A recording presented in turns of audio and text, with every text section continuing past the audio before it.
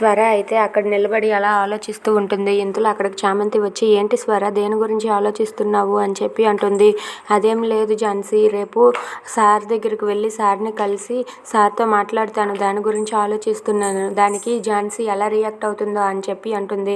అయినా నువ్వు ఆ ఝాన్సీతో ఛాలెంజ్ చేసావేంటి, అది అభి సార్ని కలుస్తానని. నువ్వు అభి సార్ని ఎలా కలుస్తావు? ఒకవేళ అభి సార్ని కలిస్తే అభి సార్ నీ మీద కోపంతో ఉంటే అప్పుడు ఏం చేస్తావు స్వర అని చెప్పి అంటుంది.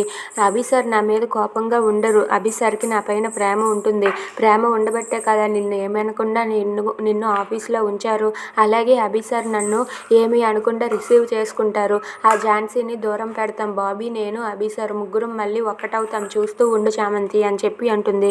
అది విని చామంతి అయితే, అలా ఎలా అనుకుంటావు స్వర, ఏమో అభి సార్కి నీ మీద నెగిటివ్ ఇంప్రెషన్ ఉందేమో అని చెప్పి అంటుంది.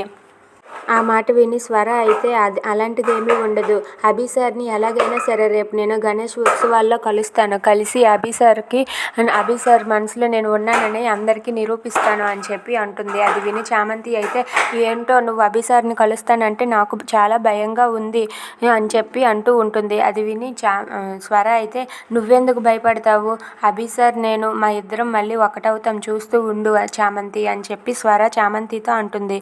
If you like this video, please subscribe.